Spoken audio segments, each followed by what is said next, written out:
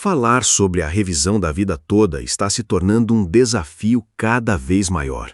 Quando o assunto envolve a Suprema Corte, tudo fica mais sensível. Afinal, estamos lidando com ministros que, muitas vezes, parecem agir como se estivessem acima de qualquer questionamento.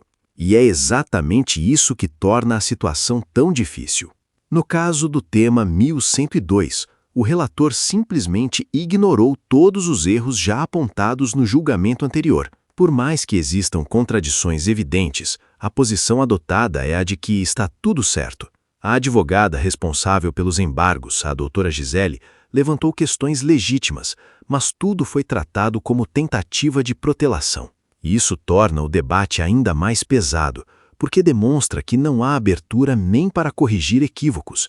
E quem poderia imaginar que o ministro Alexandre de Moraes, que durante anos defendeu a revisão da vida toda, adotaria uma postura tão dura agora? Sua fala foi direta: encerrar o tema imediatamente, declarar o trânsito em julgado e colocar um ponto final no assunto.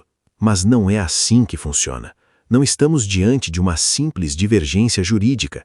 Estamos falando de um direito que foi conquistado após 3 julgamentos favoráveis, um no STJ por unanimidade e 2 no STF, tanto no plenário físico quanto no virtual. Essas decisões formaram um entendimento claro, foram homologadas como acórdãos e aconteceram quase 2 anos antes da criação dessas ADIs que reviraram tudo.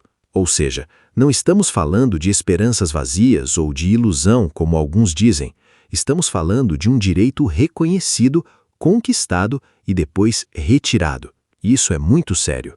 Muitos segurados trabalharam duro durante anos, contribuíram mais quando ganhavam mais, e agora estão sendo impedidos de usar exatamente essas contribuições que pagaram. Isso não é apenas injustiça, isso é violação de um direito legítimo. E é por isso que tanta gente fala em roubo, pois a sensação é justamente essa: algo foi tirado de quem tinha direito.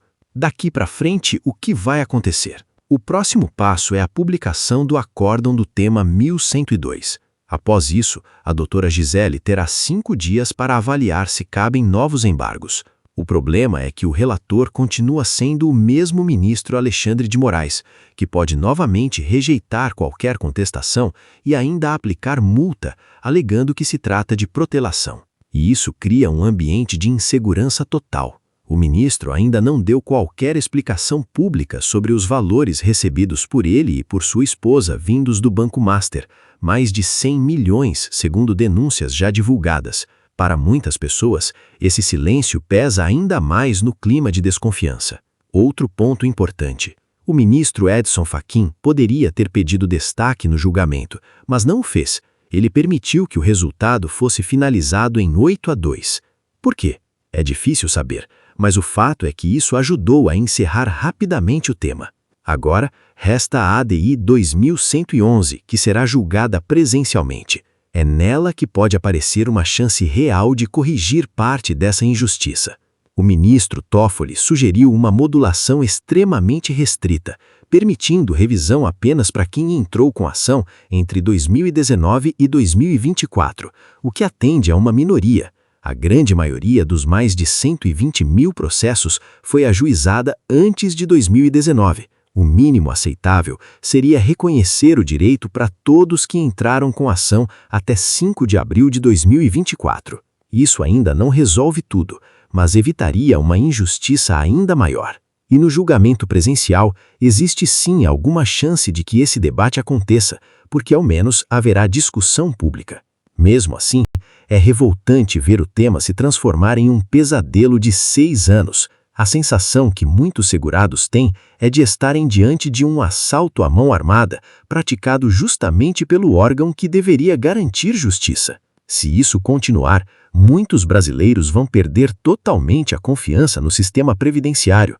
Afinal, por que alguém contribuiria com o INSS acreditando que terá uma aposentadoria justa se os próprios ministros mudam as regras depois que o trabalhador já cumpriu a sua parte? A verdade é que essa luta ainda não acabou. Há erros graves que precisam ser enfrentados e desistir não é uma opção quando se trata de um direito tão claro e tão suado. Então, isso daí, meus amigos. Vamos aguardar. Nosso compromisso é manter você bem informado, preparado e consciente dos seus direitos. Fiquem com Deus e até o próximo vídeo.